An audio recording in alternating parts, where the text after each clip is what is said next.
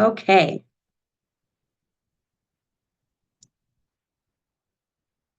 All right. Thank you, everyone, for joining us today. Welcome to today's monthly Feed Your Mind series as part of No Shame on You. Today, we're talking about healthy minds, healthy body, healthy mind, healthy body, healthy eating, tools for managing eating disorders. I am Wendy Singer, the executive director of No Shame on You. And on behalf of our board of directors, staff, and volunteers, we welcome you to today's program.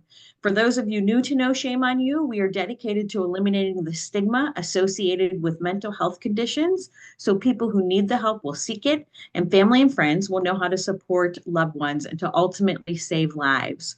No Shame on You achieves our mission through all types of programming, public programming like these, in-person programming, virtual customized mental health workshops, blogs, podcasts, and resources distributed on our social media channels. If you don't follow us and you want to follow some positive social media, look for us, No Shame on You, the letter U, and lots of free resources that you can find in our resource library. We partner with organizations throughout the Chicagoland community and the country and are known for our inclusive, consistent, and responsive programming for people of all ages and backgrounds.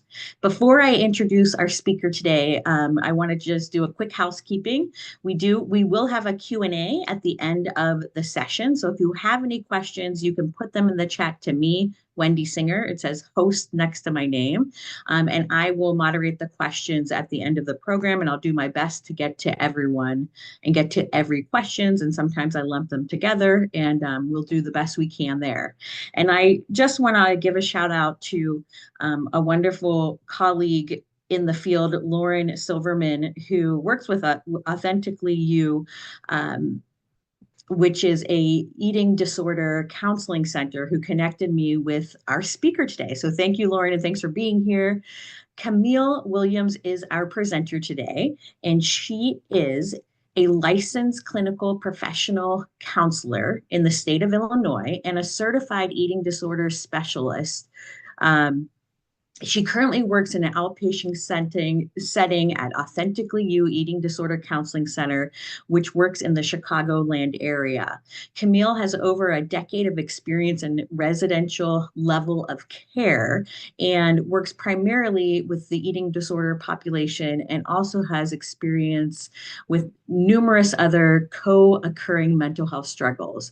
She is passionate about providing education and eating disorders through presentations and advocacy to combat stigmas. So she is our person today. We're so grateful to have her.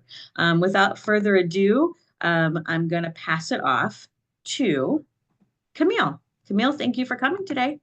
Thanks so much, Wendy. I will just get my presentation up here. And thanks so much, everyone, for joining. As Wendy mentioned, I'm incredibly passionate about educating and advocating around eating disorders. And when it comes to addressing stigma, I think there's a huge piece of that associated with eating disorders. So hopefully we can all learn a little bit more about eating disorders. And yes, happy to answer questions the end. So here we go. So yes, we'll be exploring the relationship between mind, body, and food, just noticing that they all connect, and hopefully identifying some tools or just kind of what eating disorder treatment or recovery might look like as well. Right. I feel like Wendy did a pretty good job introducing me.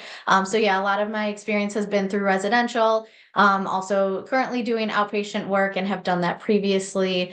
I am certified as an eating disorder specialist and consultant, so I can provide consultation for those who are interested in that sort of certification once people are fully licensed as well.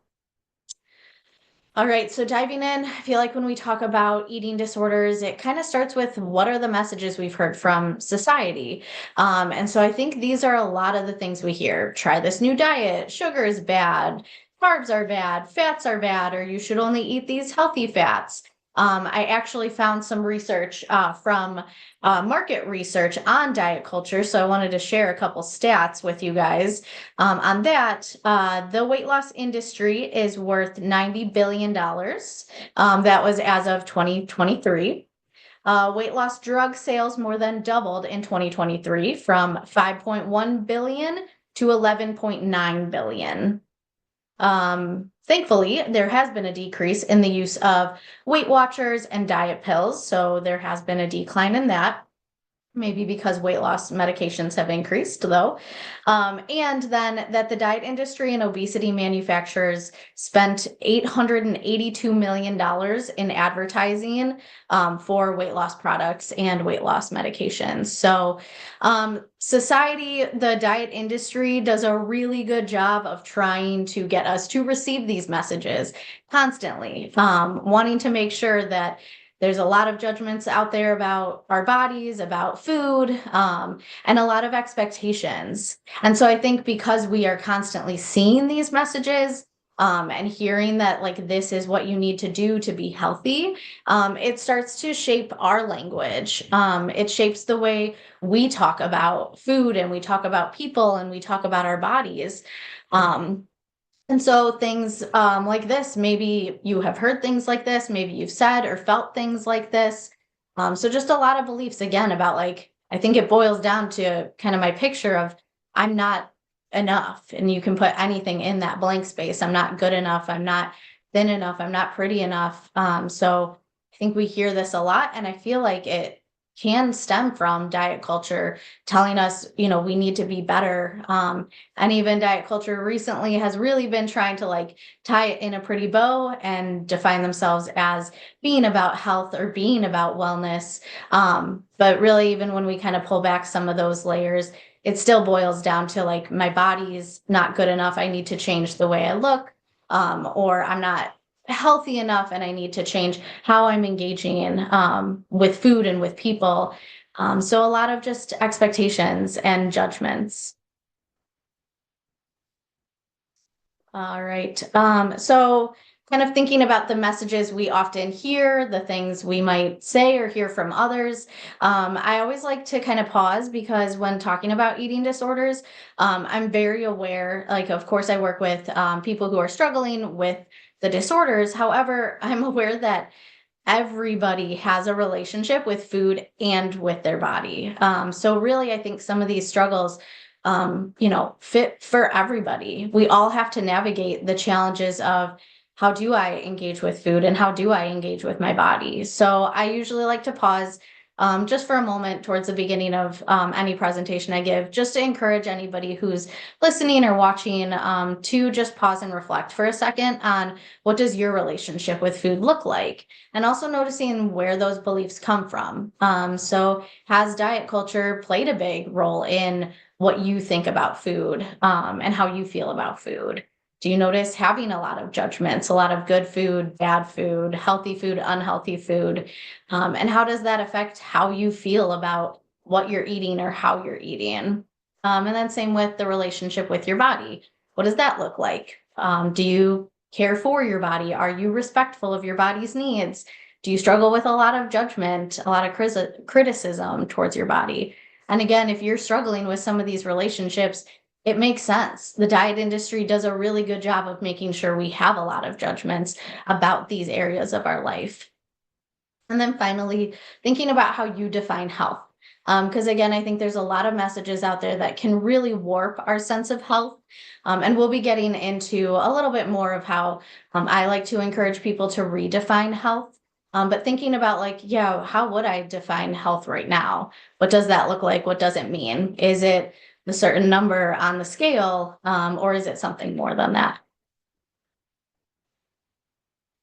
I really love this quote. So, kind of the, like, 180 shift from diet culture, encouraging us to judge our bodies, judge our relationship with food. Instead, Sonia Renee Taylor here says, making peace with your body is your mighty act of revolution. It is your contribution to a changed planet where we might all live unapologetically in the bodies we have. So again, just a very, very different message about accepting our bodies, being in our bodies as they are, and making peace. So rather than this war, this fight of my body's not good enough, I've got to change it. That to me just sounds like a lot of tension. So I love this idea of how can we create peace. I also like that I really feel like the more each person can start to find peace with their own body, I think that gives permission for other people to find peace and acceptance in their bodies too. And that's a lot of what Sonia Renee Taylor talks about. Like, if we can do the individual work, that can radically change society as a whole. We can begin to hopefully dismantle some of diet culture and the judgments that surround that. All right, getting into a little bit more specifics about eating disorders. So, wanting to kind of start with some warning signs of an eating disorder. So it could look like a preoccupation with food. And this could either be talking about food a lot, thinking about food a lot. So sometimes it's hard to see. It could be that a lot of this is going on internally, just in somebody's mind. Just obsessions about food, maybe wanting to like learn and research a lot about foods, but just having that become more of a presence in somebody's life.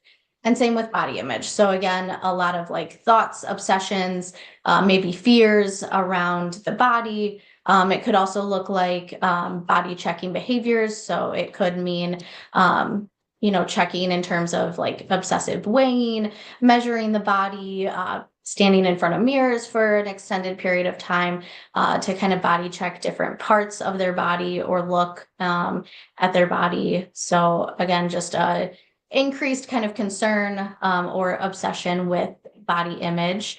But again, that could also just be a very internal thing. So there may be some external things that could be visible, but it could just be, yeah, I think about my body all the time, all day, every day. It really kind of wears on me while I'm trying to work or while I'm trying to be out with my friends rather than enjoying who I'm with. I'm just thinking about my body the whole time. Next is changes in belief or experiences with food.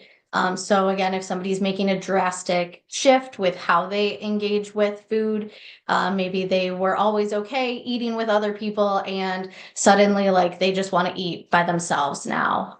Or they start to have a lot of judgments about certain types of foods or food groups or start to become kind of obsessive about a certain diet or clean eating. So some of those things could be an indicator or a warning sign. And then changes in exercise habits or movement. So again, and so really noticing like what has kind of this person's norm been, and is that norm starting to change? Are they starting to stay at the gym longer? Are they starting to be more concerned with calories around exercise rather than just moving or exercising for fun? And yeah, noticing like, did they typically like to go to an exercise class with somebody and now they want to go by themselves? So again, just noticing changes that could be happening. And again, this is one that there could be more of that internal piece with. So like how they're starting to think about exercise, maybe shifting or changing as well. Mood changes. So eating disorders and struggles with mood, whether that's depression, anxiety, they tend to go hand in hand. And sometimes it's a little bit of the chicken or the egg situation where have maybe some changes to what somebody's doing with their food started to affect their mood, because it's going to. If we think about being hangry, that's a real thing. If we're not nourishing our body, we're not going to be able to regulate our emotions as well. So yeah, is what I'm doing with food affecting mood, or, have I been struggling with some anxiety, depression, and that is starting to affect what I'm doing with food. But regardless, like when there is some eating disorder stuff going on, there's going to be changes in somebody's mood. Then next we've got isolation or withdrawing. So spending less time with the people that they care about, loved ones. This could be due to shame or secrecy around the behaviors. So they may not want to talk about it. It could be due to some of the mood stuff. So again, a lot of this, we may not understand the why. That's for that individual to kind of figure out and explore, hopefully in therapy. but beginning to notice like, oh, wow, they just don't really seem like themselves or want to be around people or engaged and connecting the way that they used to. And then the last one, I could probably go on and on and on when it comes to, sleep, low energy, and then like medical complications of eating disorders, because the list is endless. Because again, if we think about nourishment, our body needs food to be nourished, to function, and to function well. And so we will begin to see the body start to deteriorate if somebody is not nourishing themselves. So, what do I do if I'm starting to notice these signs in myself or in somebody that I love and care about? If you are struggling, please talk to somebody about it.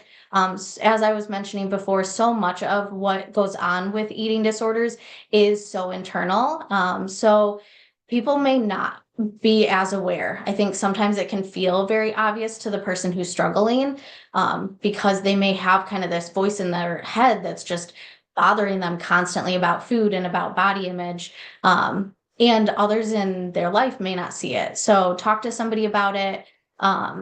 Hopefully a professional who knows and understands eating disorders, but even finding like, starting with a supportive friend, family member, somebody who can be there for you emotionally, even opening the door, and sharing with somebody, I think makes a world of difference rather than struggling alone. If someone you love or someone you know is struggling, I would encourage you to be curious. And if you are going to, share an observation, bring a concern to your loved one, doing so in a non-judgmental way. So saying something like, "Hey, I noticed you have been, eating less meals with the family." So just, kind of putting it out there in an I statement, being curious, and being open to what they have to share. When somebody is struggling with an eating disorder, they often don't want to talk about it and don't want people to know about it initially. There can be a lot of fear that, like, oh, if I tell somebody, they're going to make me stop. They're going to start to police what I do with food. So oftentimes there can be a lot of initial denial and defensiveness. However, I think like, just reaching out and letting somebody know you're there for them makes a huge difference. And so with that, being willing to offer support or resources when they are ready to talk about it, or maybe, they can find a resource that they do feel comfortable in engaging with. And then I also encourage people to reach out for their own help. It's not easy to watch someone you love struggling with an eating disorder, any mental health struggle. So I think it's really important for anyone who has somebody they love and care about who's struggling to get their own help, their own support, whether it's through a support group like Families Anonymous or Al-Anon, or just your own therapy to be able to talk through those things as well. All right, I mentioned I was going to talk about stigma when it comes to eating disorders, and I think, yeah, there's a lot of stigma, a lot of stereotypes. I think the first thing I always like to share is just that you cannot look at somebody and know whether or not they have an eating disorder or what type of eating disorder they have. I think, unfortunately, while I'm glad that there are documentaries out there that talk about eating disorders, I think it's really unfortunate that most of those documentaries are about anorexia and about somebody who is in a very thin or emaciated body, because it perpetuates this stereotype that that is what an eating disorder looks like, when in reality, eating disorders don't have a look. And so I really wish that we could kind of get rid of that idea or that image of what an eating disorder is, because there isn't an image. Eating disorders can affect anyone. So yeah, that kind of goes along with the next one, because also like not only kind of that stereotype of anorexia and thinness, but also that it primarily affects white cisgender females. And again, I have some stats that we'll get to in just a minute that highlight that, again, this is just not true. It's just the stereotype and tends to be what people think of. Again, I think because that's the image that documentaries and things like that have kind of put out there. Eating disorders are also not a phase or a choice or about vanity. It may start out as somebody, wanting to diet, wanting to lose weight. However, it is an addiction. It does take over. The person is going to feel powerless over their ability to stop it. And again, we'll get to more about how it's not as much as it may start about some body image stuff, possibly, not always. There's a lot more emotional components that go into why somebody tends to engage in an eating disorder. And then lastly, that the family is to blame. I think family, especially moms, tend to get a really bad rap, that, they're to blame for their child, their daughter, developing an eating disorder. And again, just not the case, and also just not helpful to place blame anywhere. We can look at how the family and maybe the family's beliefs around food and body image has influenced somebody's eating disorder. However, at the end of the day, we actually really want the family on board to hopefully help be a support in treatment and recovery. So I mentioned we'd be getting to some stats. So unfortunately, eating disorders are extremely deadly. So just in the span of this presentation, somebody in the United States will die of their eating disorder. Also, there's a high comorbidity to suicide. So this is why it is so important for somebody who's struggling to reach out for support, to talk about it, to not be alone in their struggles, so that we can address, the deadly concerns with eating disorders. It affects the population worldwide. This next stat really goes with what I was mentioning before, that less than 6% of people with eating disorders are medically diagnosed as underweight. So again, if all we're kind of looking for is a small or thin body, we're going to miss out on over 94% of people who are struggling with an eating disorder. I also like to highlight that binge eating disorder is 3 times more common than anorexia and bulimia combined. Again, to just highlight that even though we tend to hear and see a lot about anorexia or bulimia, binge eating disorder is much, much more prevalent.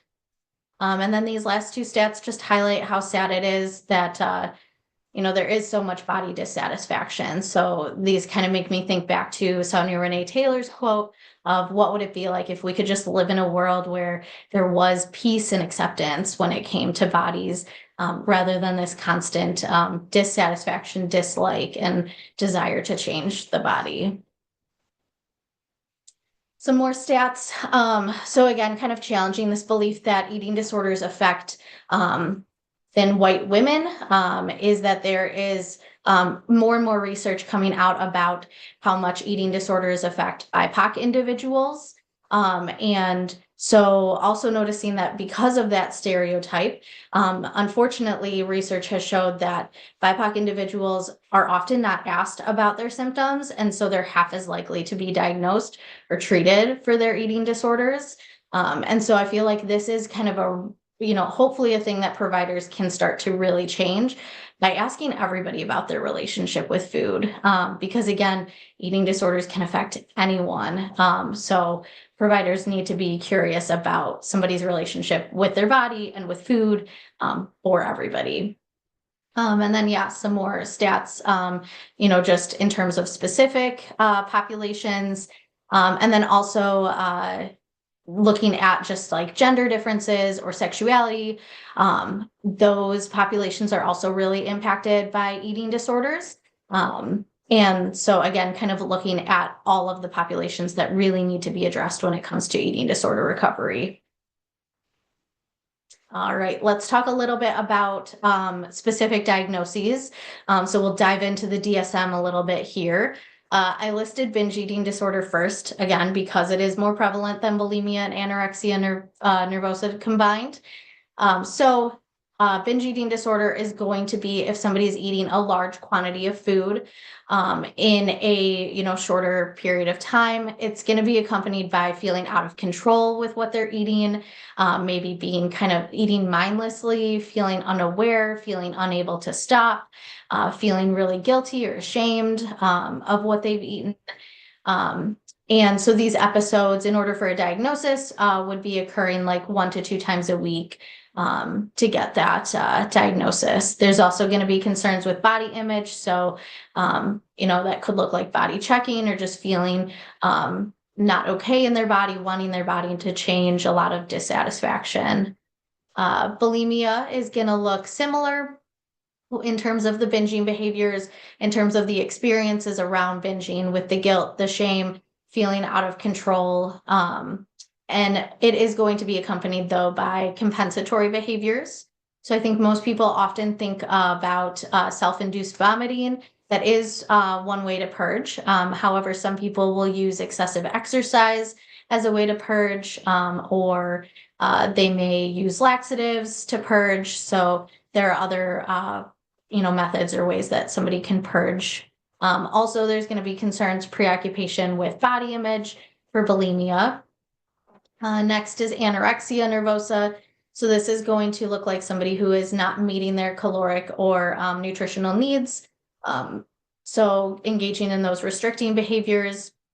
It could be that they are calorie counting and restricting to a lower number of calories than what their body needs. It could look like restricting certain types of foods, certain food groups. It could mean only eating, once a day. So there's a lot of different patterns or ways that the restricting behaviors can look for anorexia. Again, there's going to be concerns with body image, feeling too big, wanting to lose weight, not feeling good enough in their body.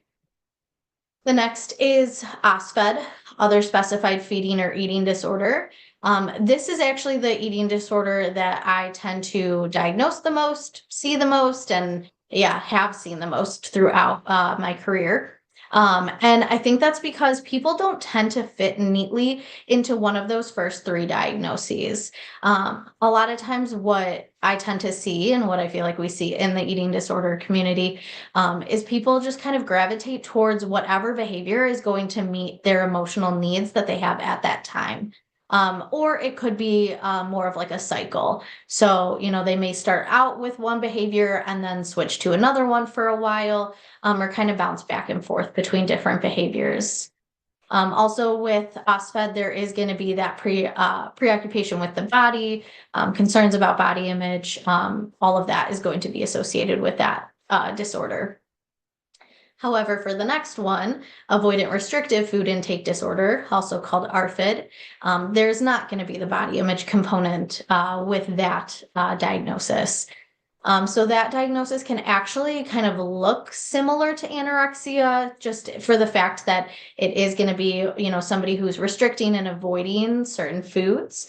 However, it often comes from a very different place. So this could be due to sensory issues around food. It could be due to like a trauma related to food or trauma in general that has really kind of impacted how somebody engages or feels about certain foods. So it could be that somebody got sick after eating salad. So maybe initially they, were like, I'm not eating salad anymore. But then with ARFID, it tends to grow from there. So somebody who starts out not eating salad, it may become that they stop eating all vegetables, and then it becomes all fruits and vegetables. So it kind of builds and expands from there. And again, there's not going to be that body image concern. So, that type of individual is going to say like, oh yeah, like I don't really care one way or another. If I gain weight, lose weight, it doesn't matter. I just I want to be able to eat, and I can't eat these foods because I'm too scared of them, too overwhelmed by them. Things like that would be more of how somebody who's struggling with ARFID might talk about food. Some less common diagnoses are rumination disorders. So this is where somebody regurgitates their food, pica. So somebody consuming non-edible items, an unspecified feeding or eating disorder, which would really just be given if somebody is, suspected to have an eating disorder but can't give enough details around it. Which I think I read somewhere that it's typically only used in hospitals. Like I've never given that diagnosis or really seen it. All right, so what does treatment look like? So I listed some of the providers, because if we, again, think about eating disorders. This is going to impact our nutrition. It's going to impact our body. So there's a lot of pieces when it comes to somebody engaging in eating disorder behaviors. So that's why there tends to be a little bit bigger of a treatment team than maybe there would be for some other diagnoses. So, of course, there's going to be a therapist present. So the therapist role would ideally be to kind of work on some of the urges, the behaviors around food, work on distress tolerance skills. So how can we help somebody cope with the distress that they experience around their body, around their relationship with food? How do we help them as they're navigating, increasing their nutritional intake, or how do we help them as they're sitting with, high urges to engage in binging behaviors, but really trying not to engage in those behaviors. So a lot of those coping skills, and helping to address the emotional needs that maybe the eating disorder has been trying to take care of. Also, there's going to need to be a dietitian, a registered dietitian. So I usually caution people that there are a lot of like classes you can just take online and call yourself a nutritionist. So really important to make sure, to find a registered dietitian, somebody who's been through schooling, programming, interns, or internship, to get that registered dietitian title. But this would be the person who's working with the food, creating a meal plan and providing food education or nutrition education. Again, because we hear all these things about carbs are bad, you need to eat these types of fats. So a dietitian can help kind of dismantle some of the things that diet culture really perpetuates and really, tries to put out there, but, is not always factual. And again, is a lot of times based on marketing of wanting to sell you something. And then really important for a primary care physician, and or a psychiatrist to be involved. So kind of thinking about those medical providers. So again, checking like, is the body okay? How have behaviors maybe impacted somebody's medical stability or medical wellness? And then a psychiatrist to help manage, if there's a need for medications to help with maybe some underlying depression or anxiety that's contributing to the behaviors. And again, just making sure somebody is emotionally stable to be doing the really challenging work of eating disorder recovery. And then some other options could include group therapy. I think it's really great for others to connect with, other people who have struggled with eating disorders to help them feel like they're not alone. Expressive therapy, I always recommend. So that could look like dance movement therapy. It could look like art therapy, yoga, things that help to connect somebody to their creative side, I think is really important for somebody who's struggling with an eating disorder.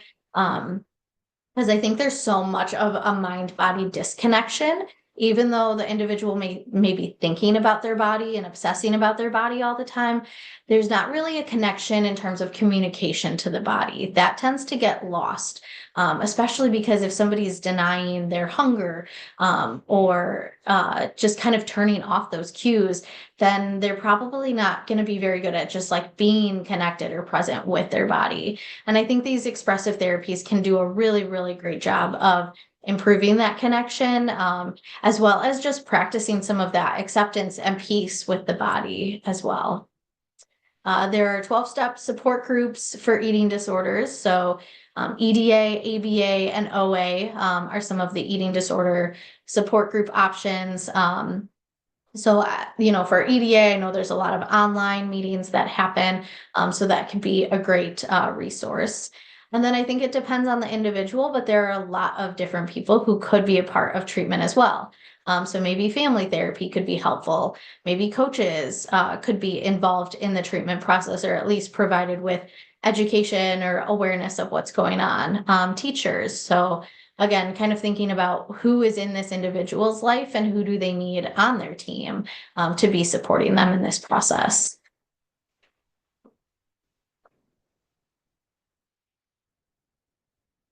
All right, I mentioned that we'd be getting into redefining health and the relationship with food. And so eating disorder professionals really kind of turn to health at every size, which is a movement that is really, really encouraging people to move away from using BMI and weight to determine health and to focus on healthy habits instead.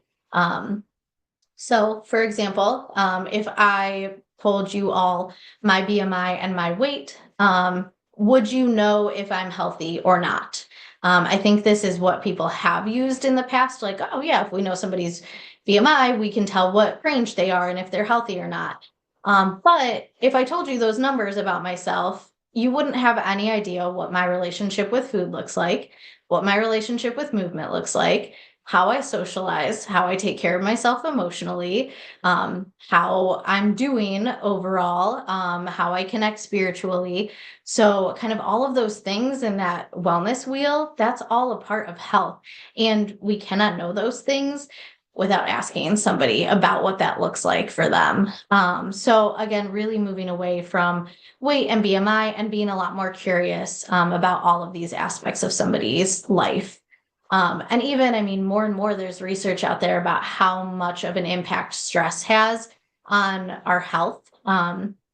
And so I think going back to that like emotional piece of that wellness wheel that I have, I think that's a really significant one is do we need to look at how we're managing stress and how we're taking care of ourselves?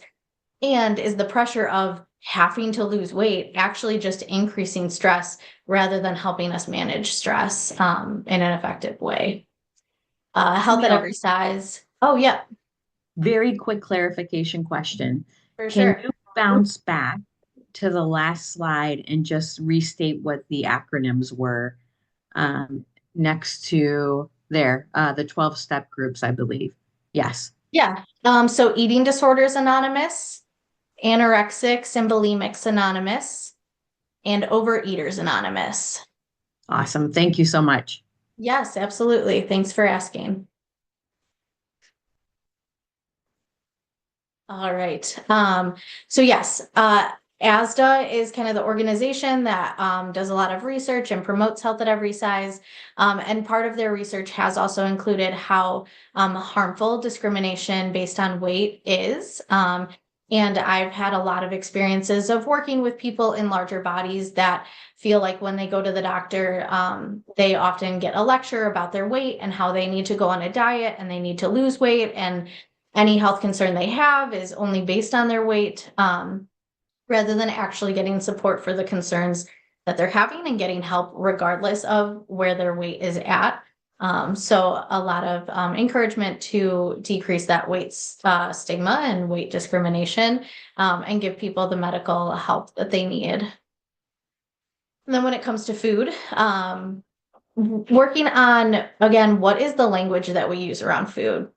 So often we hear things that are, really based on judgments. It's the healthy, unhealthy, good, bad, junk food, clean food. So there's a lot of like language and words that we use to describe our food that really places morality on it.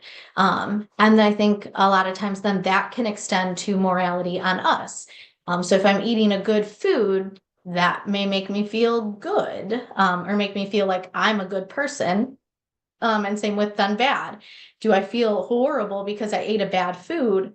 Um, and really, I think that again places a lot of stress, not very helpful to be seeing food and then extending it to ourselves that way.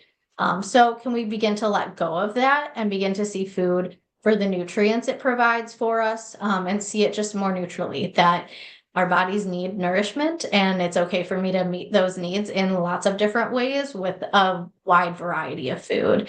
And so that's what, again, a lot of eating disorder professionals encourage is this idea that all foods fit. So it's not about restricting certain types of foods, because actually the number one predictor of binging behaviors is restriction.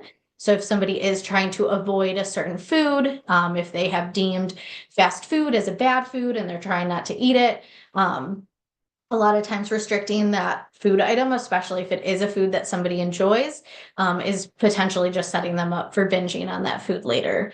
So instead figuring out, okay, well, how can fast food fit into my life in a balanced way? So that next piece of balance, variety, and moderation. So not eating fast food, every day, every meal, but what can it look like in terms of fitting it in with a lot of different variety and balance in my life. And that this is going to create a freedom-based approach with food, excuse me, rather than a fear-based approach or a judgmental approach towards food. So again, just noticing, does that like feel different than if I'm eating a food, seeing it for the nutrients it provides or seeing it neutrally rather than seeing it as a good or a bad food that then is maybe going to make me feel good or bad for eating it. All right. And so I also mentioned that we'd get to some of the emotional pieces of eating disorders. So I think it's really common for people to see eating disorders as being all about the food and about the body. And are those significant pieces in eating disorder treatment and recovery? Absolutely. However, it's so important to also look beyond that because eating disorders are often serving a purpose. They have a function. That is greater than that. And I think that this is the piece that really makes eating disorder behaviors addicting, and maybe the piece that some people don't always understand. If it's like, well, why would somebody do this? Like, why would somebody binge and purge food? And these are often kind of the reasons why somebody might be engaging in the behaviors. So these are kind of some of the emotional needs that are met through behaviors. So it could provide comfort or soothing. It could be a way to avoid emotions or numb those emotions. Um, yeah, it could be for attention. I always like to redefine that because I think sometimes attention can get a bad rap. So I sometimes like to describe that instead as connection. As humans, we all need connection. And so if engaging in behaviors helps me to feel connected to other people, then again, that's going to be a reinforcer for me to continue to engage in those behaviors. Um, could be a way to release emotions, release anger, a way to kind of rebel, maybe against control if somebody is feeling controlled.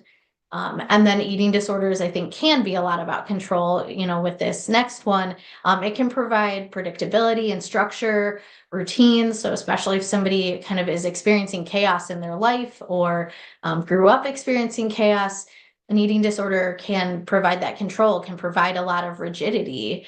An eating disorder behaviors or an eating disorder can also become an identity. People can get really attached to the behaviors that they engage in or attached to maybe, you know, how it affects their body or how it affects their body image. So it can often become a significant identity for them, which can make it more challenging to let go of. There are also some functions that I think are more aligned with some trauma. There is, you know, also a high comorbidity between eating disorders and people experiencing trauma of any type. And so I think these are some of the other functions that are more related to if somebody's experienced trauma, then their eating disorder may show up as a way to punish themselves or punish their body. It could be a sort of cleansing. So if somebody kind of struggles with that feeling of like, I feel dirty, behaviors, you know, whether it is a cleanse or whether it's purging or laxatives, those are some ways that people can feel like they're clean, although it doesn't really take that feeling, that, you know, trauma feeling away. Same with protection or safety. I feel like I've seen this a lot where if somebody experienced trauma in their body looking a certain way, maybe trying to create a very different looking body as a way to feel safe.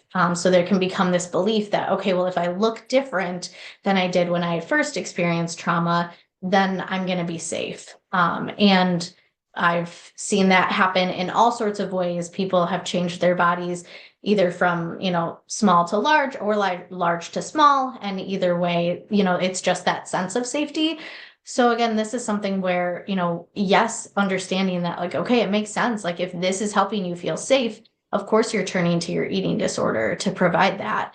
However, can we look at other ways to help you truly be safe rather than harming your body in order to create that sense of safety? And then there can be a lot of avoidance of intimacy and even avoidance of connection to other people. People can feel unsafe, and maybe their eating disorder feels like the thing that's there for them, the one thing they have, their best friend, something who's not going to let them down or disappoint them. And then also this self-blame rather than blaming others. So I think that kind of goes back to the control, hard to accept, especially when it comes to trauma. It might be hard to accept that I didn't have control over what I experienced or what happened to me. And rather than have to admit that like I didn't have control, it may feel easier to just blame self instead.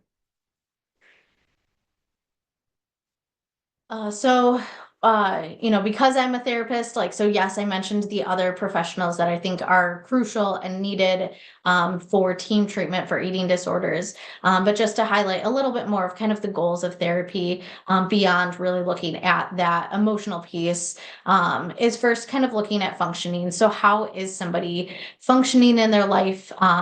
I think because we get so many messages about dieting and losing weight, sometimes eating disorder behaviors can feel really normal and can feel like it's not a problem.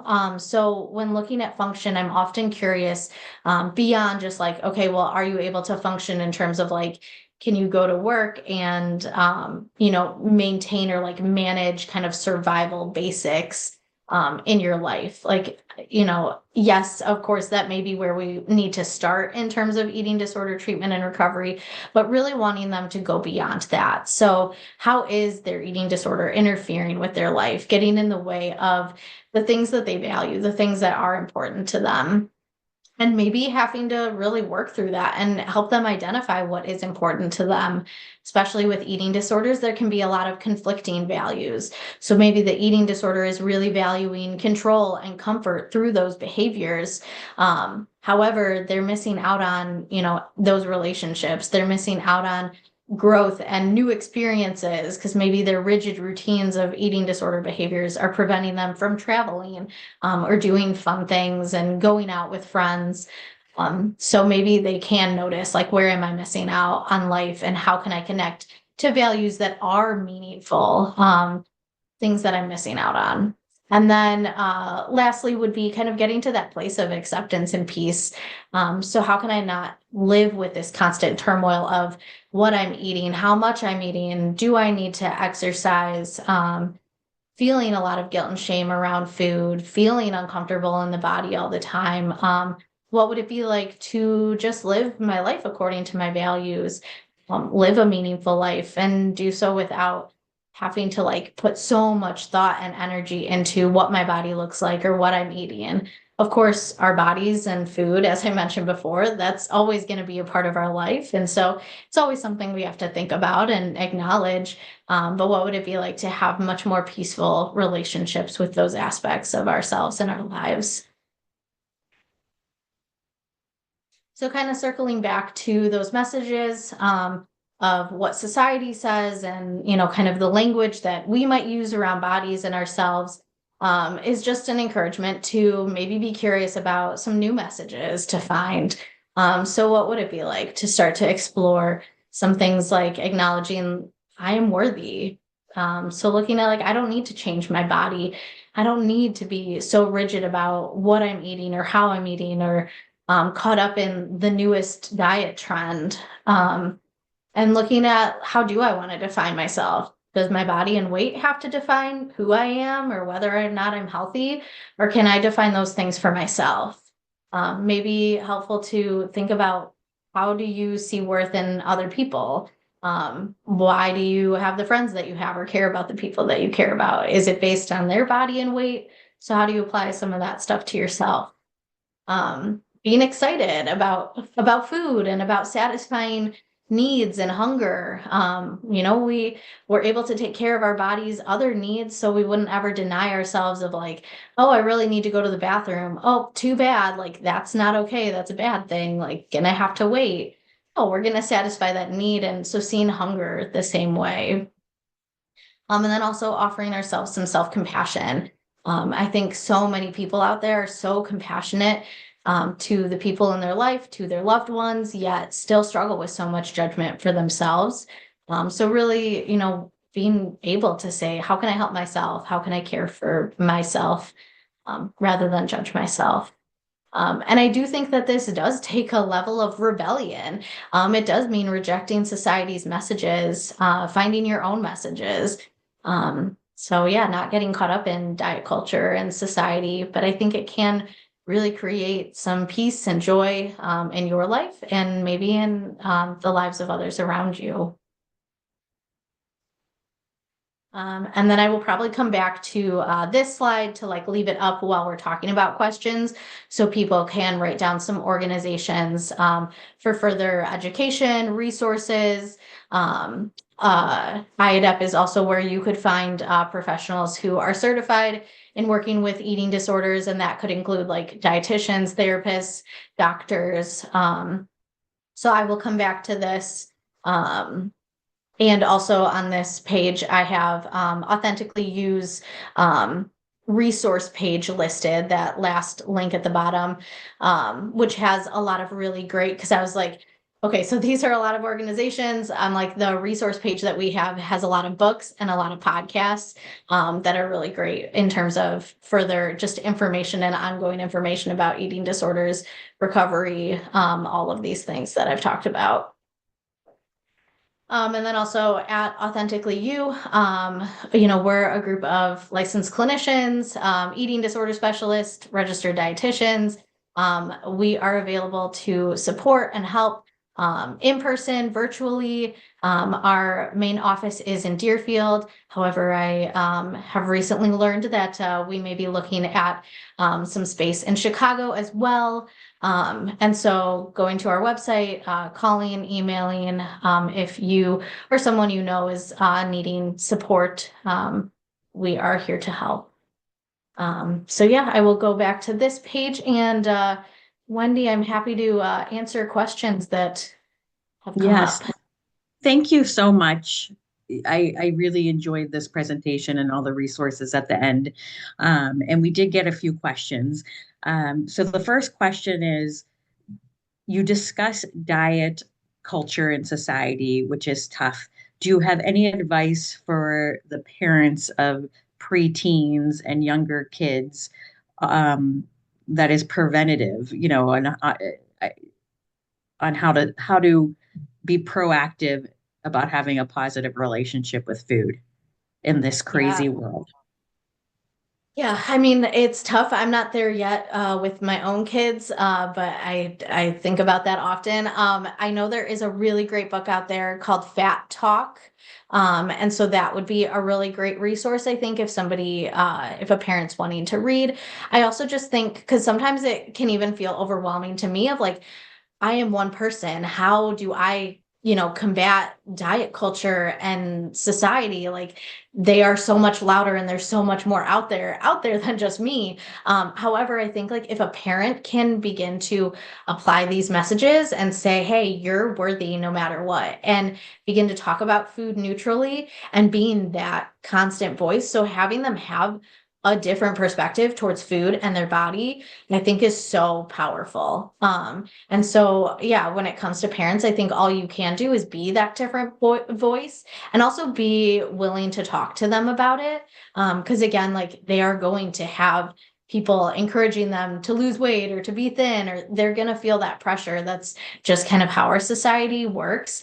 But if they're willing to talk to you about what's going on, I think that's really powerful. And, just encouraging them, to try something different. But yeah, it's tough. Yes, thank you. It made me think. I just threw this in. I'm putting some links in the chat, including Authentically You resources. And I just threw another one in the chat. We did a podcast, the No Shame on You podcast this month in correlation with this, Feed Your Mind. And it is a podcast with a woman who is not only an acupuncturist, but also works with something called intuitive eating. And she talks a little bit about this topic too. So check it out. It's just another resource and another perspective. So I threw that podcast episode in it. Next question is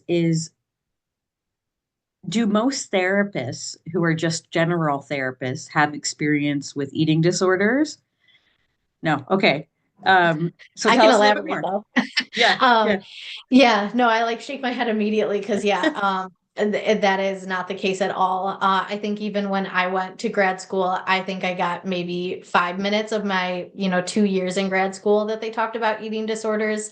So Wow. it's not heavily talked about or trained on. So really, unless a clinician has experience, either from where they've worked, so if they've worked at like an eating disorder treatment center or clinic, or have gone to a lot of trainings, then they probably have little to no experience and are probably not going to be the best fit for treating somebody who's struggling with an eating disorder. Um, because I think, unfortunately, there are a lot of therapists who, if they haven't had this training, may kind of fall into some of that diet culture stuff. So that's why I think it is really important that if somebody's struggling with an eating disorder, they probably need to find a therapist who has some training, some um, experience in eating disorders. Otherwise, it might not be good. Thank you. I think that's so important. Um, and I think we were talking beforehand. Um, there was a statistic that Lauren shared that only 2% of providers exclusively do eating disorders, which I found to be fascinating. So it is a true niche, and we need some more. It's a new field, an You up know and what, coming thing. Camille, you also share, I think, I could be saying this wrong, but typically PCPs are not also trained in eating disorders. So it's really tricky when you go to your doctor and there are red flags. So what we're trying to do at Authentically You, eating disorders, as well as just like the, groups, and being out in the community, because it is such a small field, is try to educate as many people as possible about some of the things that, Camille just talked about, like, why BMIs are not it shouldn't be just the end all holy grail and other things. So if you guys have questions, I mean, please feel free to reach out to us or to other, eating disorder practices, people who have their advanced license that specialize in eating disorders, because this can get serious and acute really quickly. And it is very private, as Camille, you were talking about earlier. There's a lot of shame that goes around eating disorders. So hopefully, Thank you. yeah. Yeah, no, so very true. I think being mindful about primary care physicians and dietitians, because there are also dietitians who will just, if a client comes in wanting to lose weight, may still kind of go along with that and basically be encouraging somebody's eating disorder. So finding providers that are aware of eating disorders. But again, I think even like having a therapist who specializes in eating disorders, the therapist can maybe help provide some education to doctors, to dietitians, or even just work with that person to see like, is this a relationship that is going to be manageable in the recovery process, or do we need to begin like looking for a different provider that aligns with treatment goals? Thank you. And we have one last question so I'll throw it in. That we'll close with. Can you speak to the connection between abuse and eating disorders? In a case when a person's body has been violated, I'm sure it is easy to turn conditioning their body through food or have a negative body image. How would someone go about healing from an eating disorder when abuse is taking place? Any recommendations? That's a big last question. Yeah.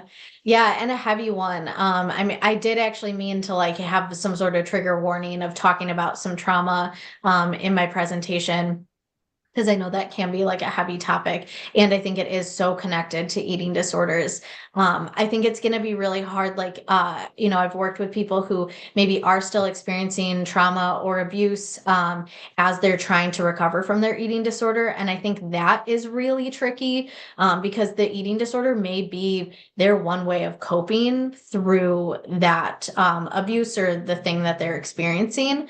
So in that way, sometimes it has been challenging as a provider provider to say, okay, I don't want to take away my client's like number one or best coping skill, even though I know it's hurting them too. So really, I think, trying to work on getting that person out of that situation often has to come first before somebody can begin to work on healing the trauma, working on their relationship with food and their body. Because I think, yeah, the safety has to kind of be present first before navigating a different relationship with the body, with food, and all of that. Thank you so much, Camille. And we're grateful for your work and Authentically You, for being there in the community and all the resources around the country that you shared. In the chat, I just put a link for a quick survey. If you wouldn't mind filling it out, it just gives us feedback, helps us with next topics, and helps us report back to our incredible funders about the work we do. So that's there. We will send a recording out to everyone who attended and who missed it. Our next Feed Your Mind is in March, on March 19th. At 12 p.m. Central Time. And the next one is Navigating Your College Students' Well-Being from Afar, Balancing Support and Independence. So check it out, sign up if you're interested. And I'm just grateful for all of you, and we'll see you next time. Thank you. Thank you. Bye.